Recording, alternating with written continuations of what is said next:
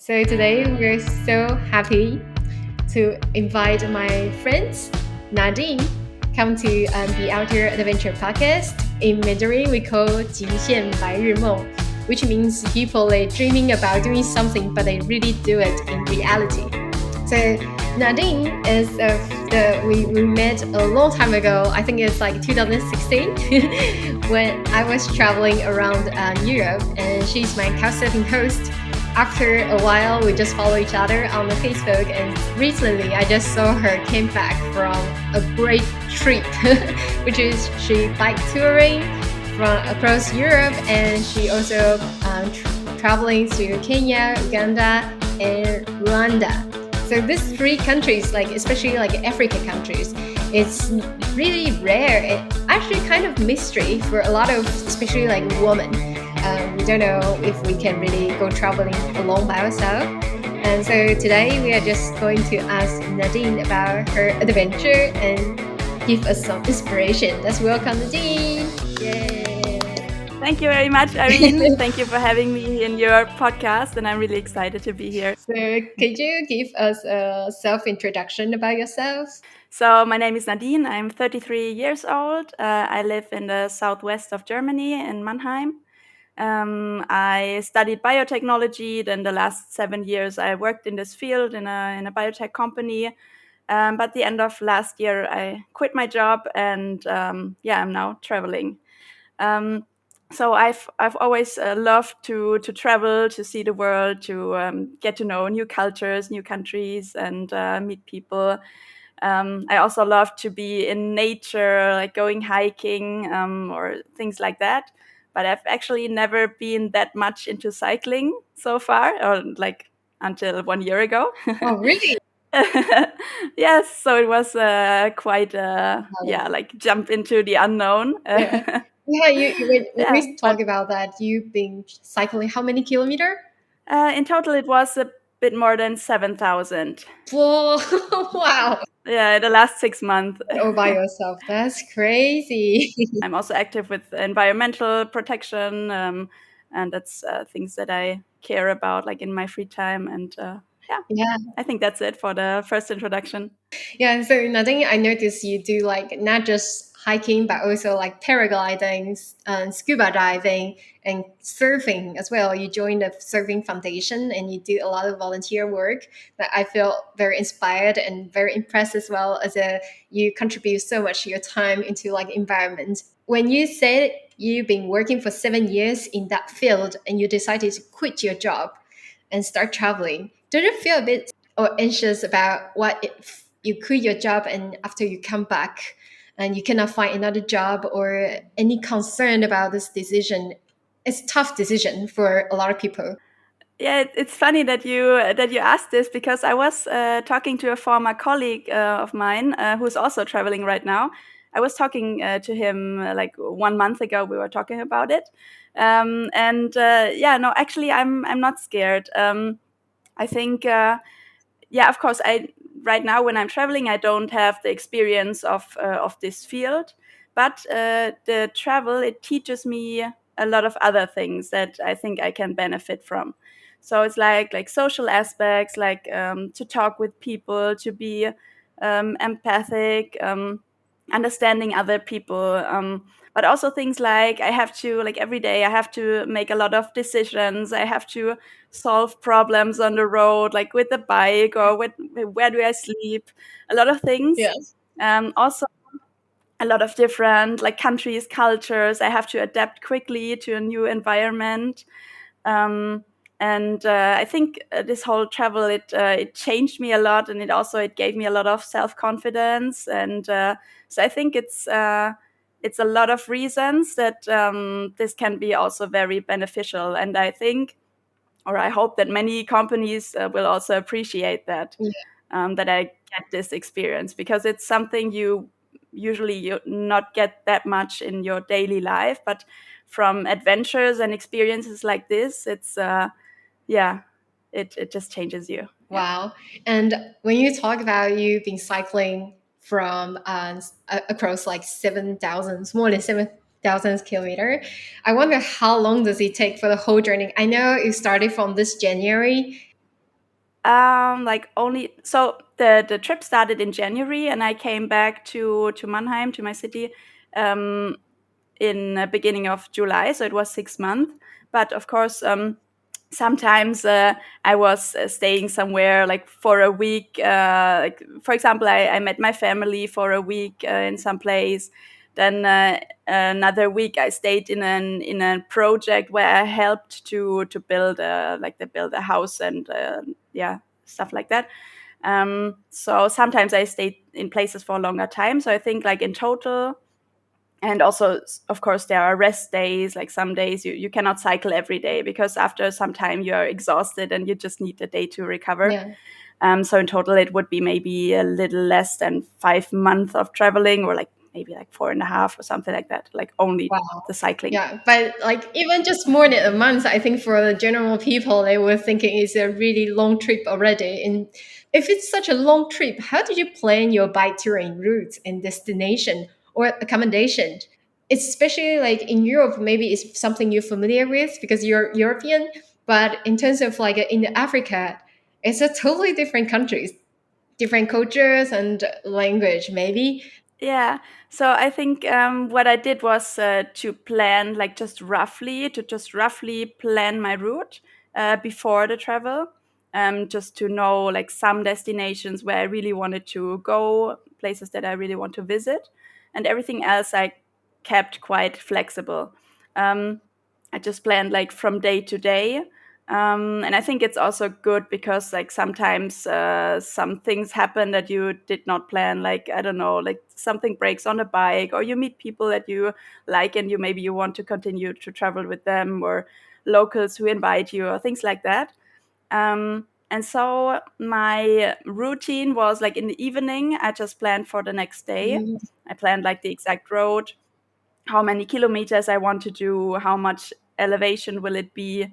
Will it be tarmac or will it be off-road? Also I checked like if I will cycle through villages or towns, if they have supermarkets or stuff like that. And then like the specific things, it depended on the country. For example, in the 3 African countries that I visited, I mostly stayed in cheap hotels. So you will find hotels like for maybe $3 to $5 already. In the African countries, like in Rwanda, Uganda, Kenya, in those 3 countries, the food was available in all the villages. You could buy just fruits and vegetables just anywhere because they grow it. You will find like fresh tomatoes, avocados, mangoes, banana. You can find everything. Yeah. So it was really amazing. And also you can buy cooked food, like they sometimes they cook next to the street and you can just buy it locally. So it was really easy for both accommodation and also food, and to buy water. And also there are some apps that you can use where other people, for example, put where they found an accommodation and if it was good and if it was cheap or expensive, and so you can just plan with that, and it makes it easier to decide. And Sorry, what is the app that you just mentioned? yeah, so the app was iOverlander. Oh, And you can just put it works, I think, everywhere globally, in the whole world. And I was using it a lot in Africa, but also in Europe sometimes. So they put accommodations, sometimes also wild camping, or restaurants or things like that. So it makes it a lot easier to plan. yeah. Yeah, also there's a WhatsApp group for cycling Europe, but also cycling East Africa, cycling West Africa.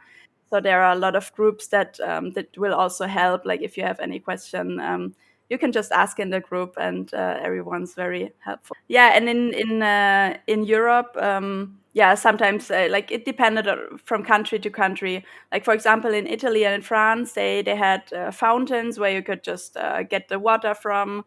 Or otherwise I just asked in a cafe or something like that. But but sometimes it was maybe a bit harder in the rural area to find food. So I had to plan a little in advance, like where I find a supermarket or something like that.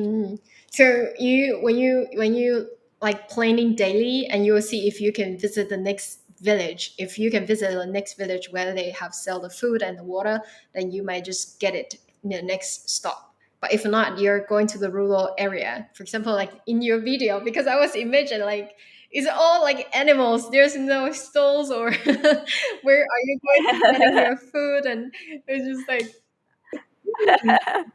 Yeah, but it's not like I am in this place for a few days. It's only like being there for a day or for half a day. Yeah.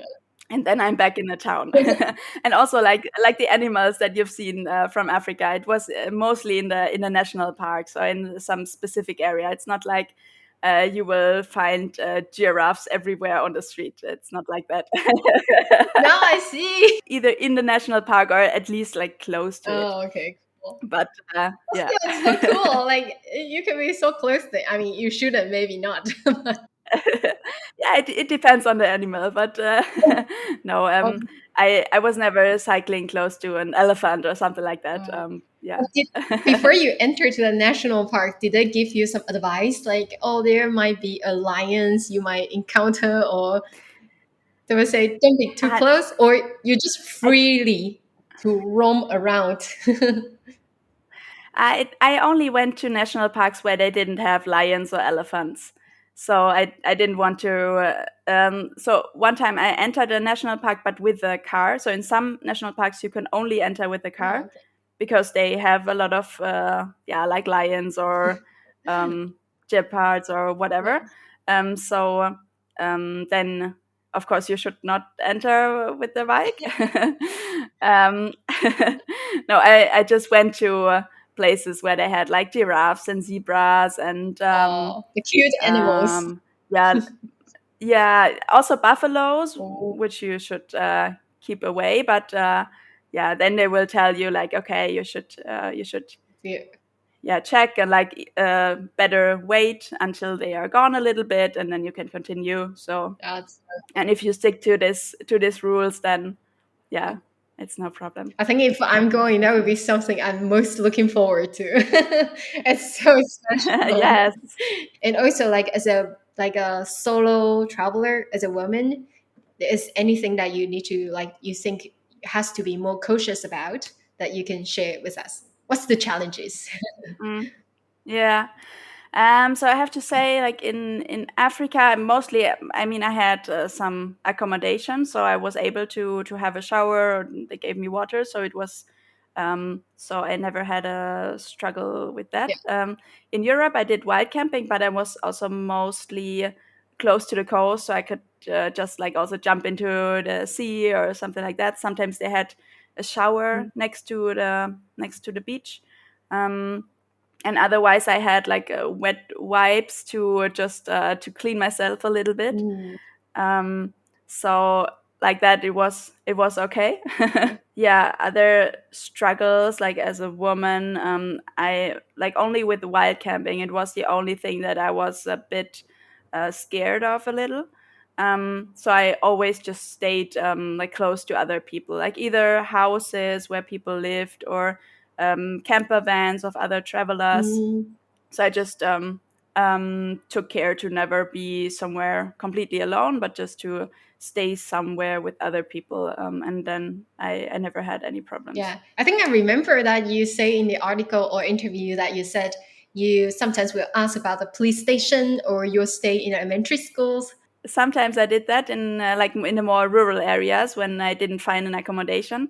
And it's also really, really nice experience because, you get to know people and it's, you can just talk about like finding out how their daily life is. And then, for example, at the police station, they just they took care of me. They gave me water to have a shower. Awesome. They they were showing me around the village and they just made me feel comfortable. So.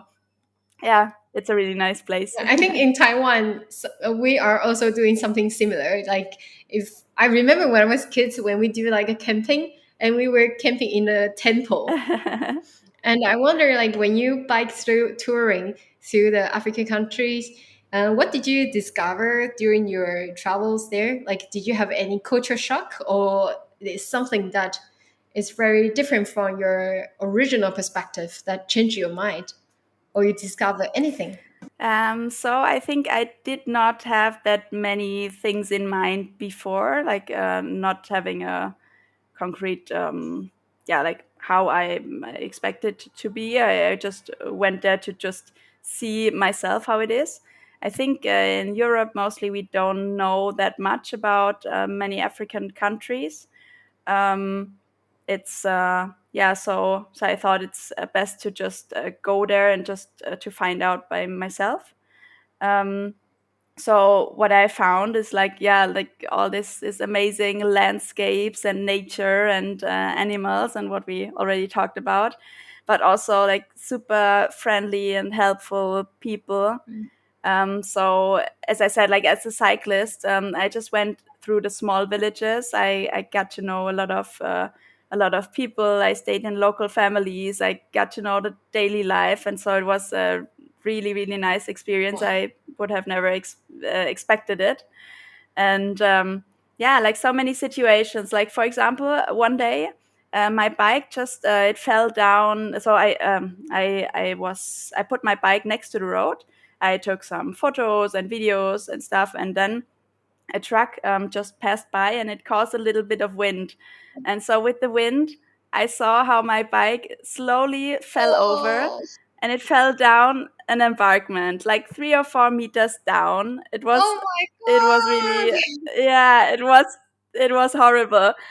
And I was there. What should I do? My bike is really heavy. It was really, really steep. I tried to get down, but I could hardly, like even me alone, I could hardly get up. Yeah. And then I was just like waving and like asking people like, can someone help me? And then someone stopped, and a man, he came running to me, and he helped me just to push it up again. I don't know. He was feel like he was super strong, and I don't know how he managed. I tried to help him, but I was already struggling to get up myself. So it was amazing. So many helpful people, and also there's like no matter what problem you have, there's always a solution.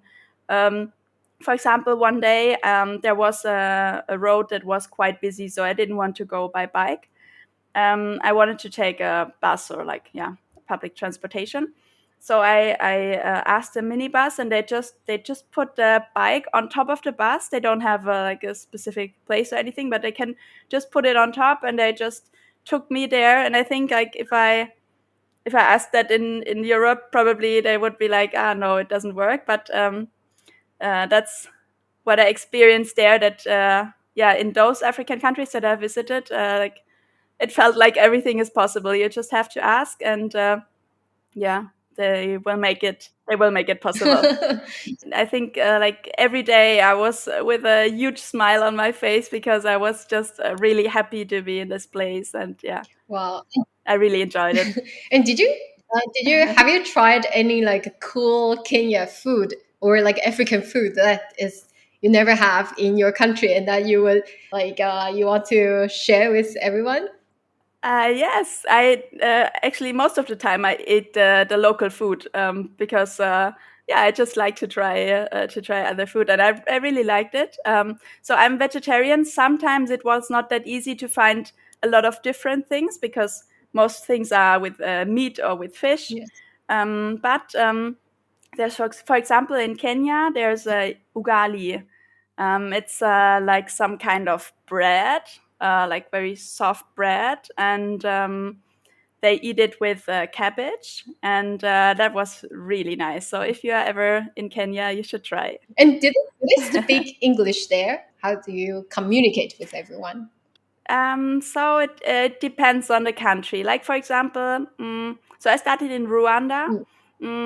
Most people, so there's one language they speak in the country. It's Kenya Rwanda, and there not that many people speak English, so it's good to learn some words, and I always tried, like, in each country to learn a few words.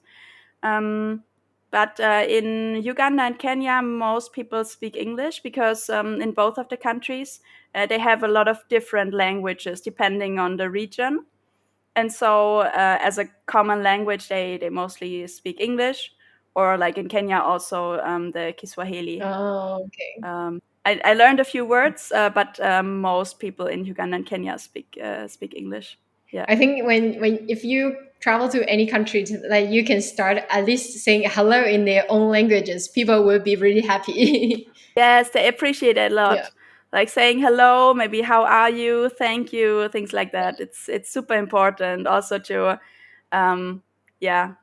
because I think people will just really appreciate. Is there anything that surprised you the most? Also, how do you feel about traveling alone? I always traveling alone, but sometimes when you're constantly traveling alone, you will feel like the distant from your friends and family. So first of all, like there were a lot of first times for me, like first time in an African country, first time cycling for a long time, first time also to be alone for such a long time. And so what surprised me a lot is that I really enjoyed everything, and I really liked it that much. Also to be outdoors like every day and night, like especially in Europe, because I was wild camping and like only camping, and so always outside. So that's what surprised me. But also what surprised me is that you don't need many material things. Like everything I carried with my bike, I felt like it's enough. I don't need more things. And now when I came back, because I still have some things here in my room, and I felt like, why do I keep that many things? I don't need all this. You know what I mean? Yeah, so it's we can relate. like I've lived half a year with those things that I carry with my bike, and it's everything that you need actually. That's really crazy because we have big rooms or apartments with a lot of stuff. And about traveling alone, so in general I would say I love to be around people, to always go out with my friends, go somewhere, have, I don't know, like picnic, listen to a concert, like things like that. And I thought like, it would be really, really hard to not see my friends and my family. And of course I missed them when I was traveling. And like to not have like the constant field of people, like the same people that you can always share your experiences with. I missed it, of course, but also I think we can, because we have like internet, we can video call, so it's quite easy to stay in contact still. Mm-hmm. So I think it was easier for me like this. And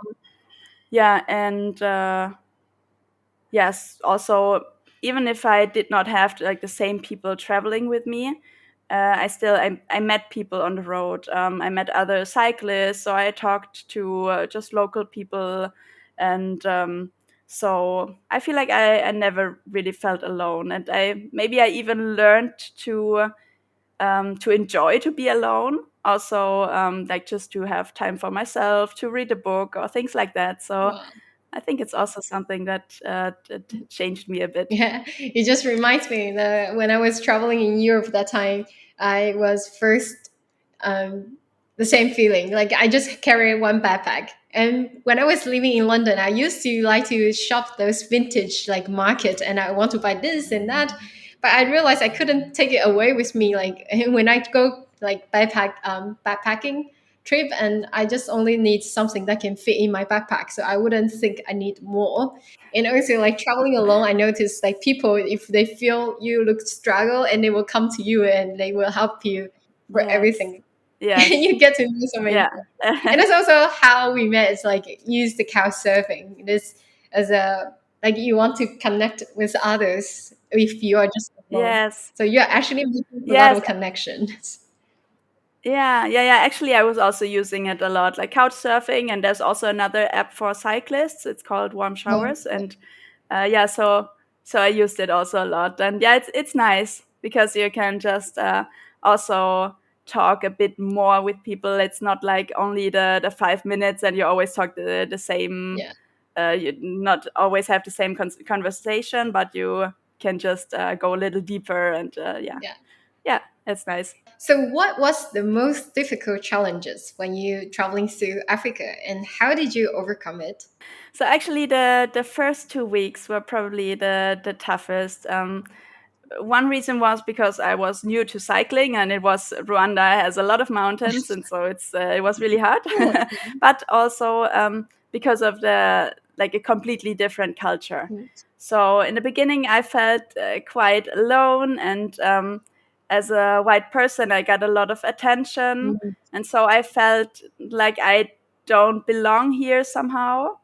It was tough for me in the beginning. So then I talked to other travelers, other cyclists about it, if they have the same experience, how they handle it, and just to talk with other people and to reflect and everything. It helped me a lot. So yeah, just to find a strategy like how to handle it, and being optimistic and be kind to others, and sometimes use your humor to yeah. And yes. What advice or suggestions would you give to the people who also want to do this bike touring in Africa? I've only seen like 3 countries. The African continent, it's huge. It's 54 countries, so I cannot tell for everything. But for what I've seen, there are so many amazing places to visit, and so it's just worth going. And a lot of people before told me like Africa is dangerous, and why do you go there alone with the bike, and things like that. But I think it's better to, because most people have not been there, so it's better to not worry too much about it. Of course, you have to do your research about the countries you want to visit, and not all countries you should visit at the moment.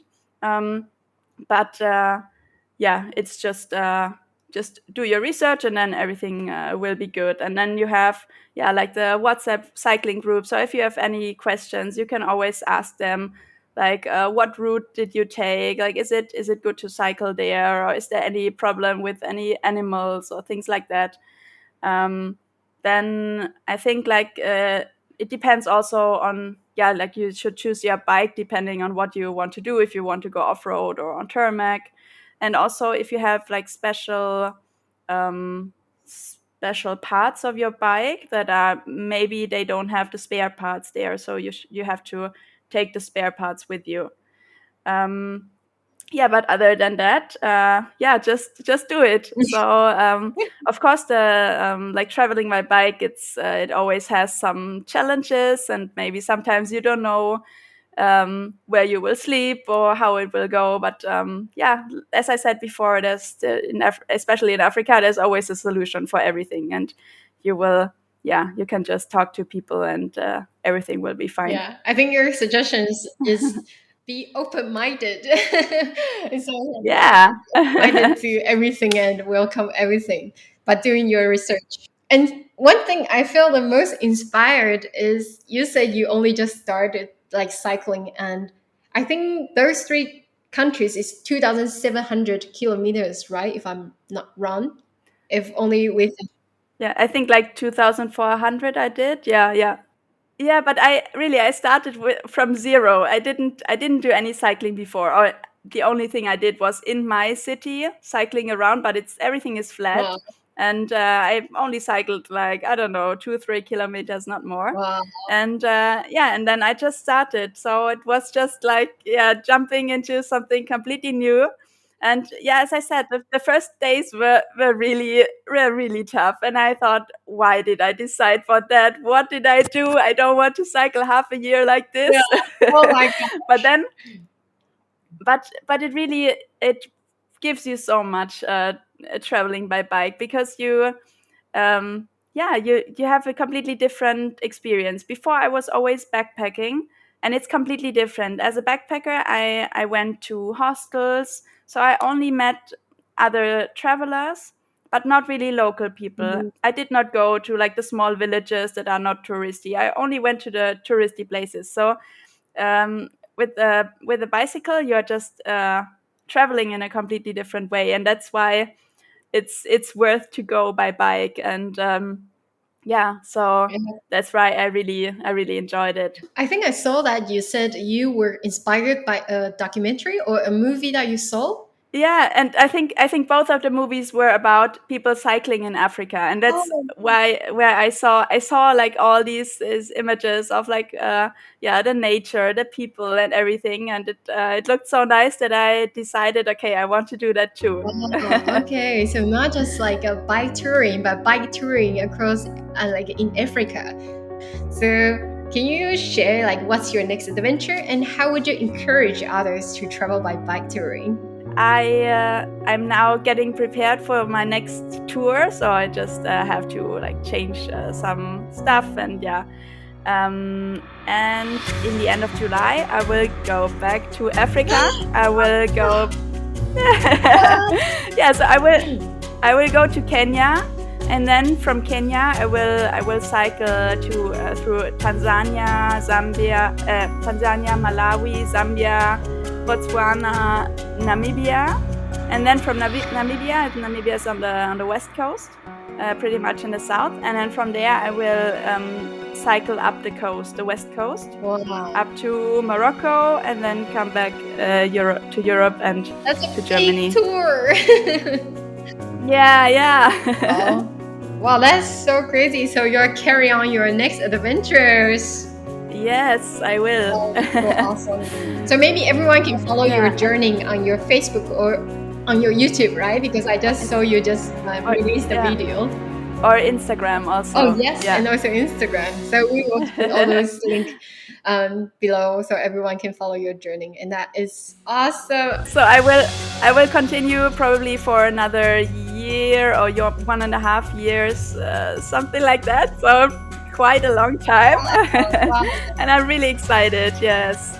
And you were asking about how I want to encourage others to traveling by bike. So of course, it's everyone has to decide for themselves. So for me, traveling by bike, it brought me so much joy. It made me so happy, and I really like this kind of travel to get to know the culture in a different way, to meet people, and just to travel like slower, also to exercise, and So it was a lot of adventure for me, and I think it also will be like what is coming. So if any one of you likes this kind of adventure, and then you should just you should definitely try. And if it's your first time, then just start slowly with the cycling. And if you are exhausted, then just stop and just do what feels right, and then everything will be good.